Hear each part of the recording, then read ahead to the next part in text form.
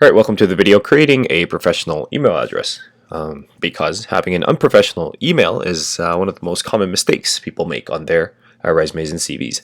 I'm talking about email addresses like rockstar69 at gmail.com or hotmail at hotmail.com and so on. And this is actually one of the biggest reasons why some of the resumes get rejected. And well, I'm Professor's job offer, and I've spent the last 10 years with a number of Forbes Global 2000 companies and have helped people land jobs and interviews at companies like this, including Amazon and Google. And I'm here to share with you my tips and tricks on landing your next job offer. And in this video, I'll be discussing how to create a professional email address step by step.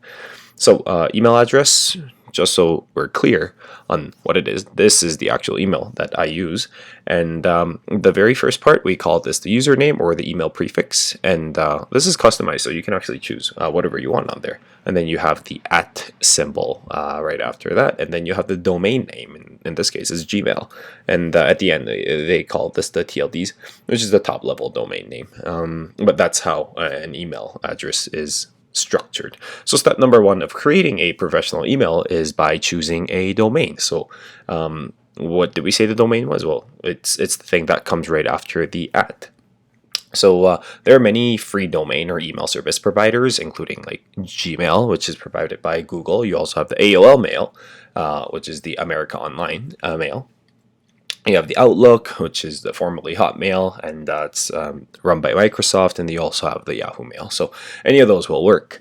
And just before we dive into the next section, I'm going to give you a little quiz. So each of the names in the example is actually a reference to a literature. So see if you can figure out which literature I'm referring to or the author.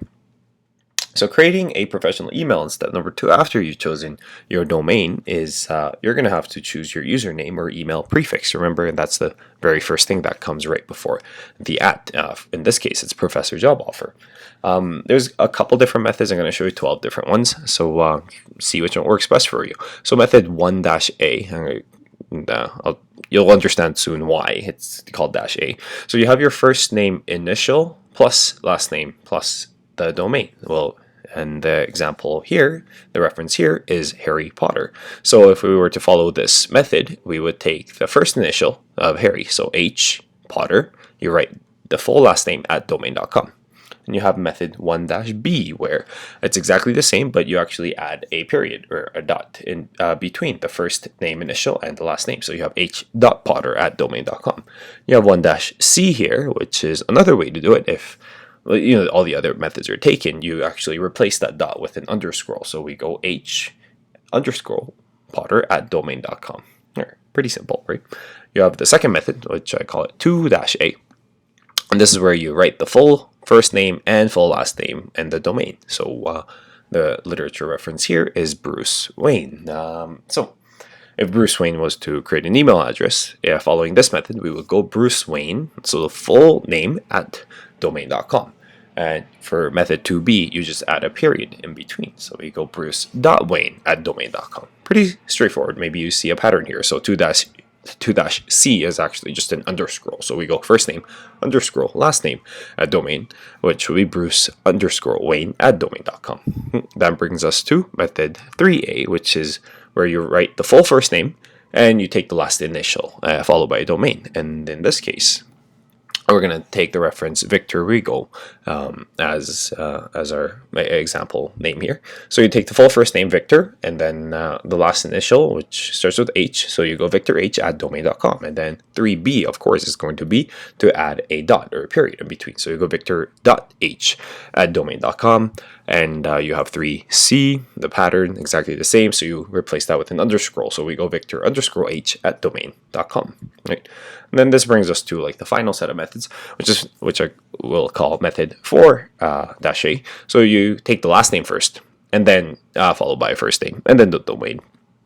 And our literature reference here is Atticus Finch. So let's take the last name. So we go Finch, Atticus at domain.com, or if you add a period in between as a method 4-B, you can go Finch.Atticus at domain.com, or you can also have an underscore, as with all the other examples. Finch_Atticus at domain.com. So maybe some of you saw the literature references, and good on you for that. So step number 3, after you created your professional email, you actually need to test test it out to make sure that it works. And how do you test it out? You send some emails from there, you receive some emails from there, and try even attaching some files to make sure your email is up and running properly.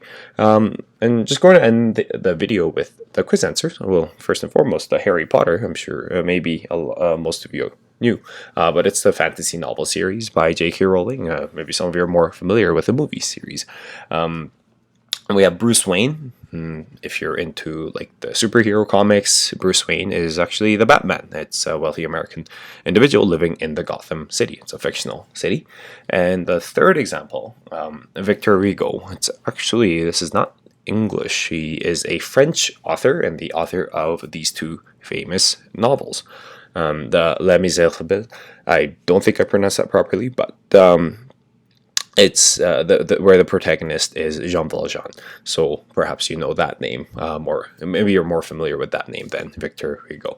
And that brings us to our last example, Atticus Finch. I actually had a chance to read this novel in high school. It's Atticus Finch is one of the main characters from To Kill a Mockingbird, and this book, actually quite enjoyed it. Written by Harper Lee, and it won the Pulitzer Prize in Literature in 1961. And it's one of the highest awards you can actually receive in the world of literature in the US. So, well, that's it. I'm Professor Job Offer, and here to help you land your next job. Have fun with your new email address.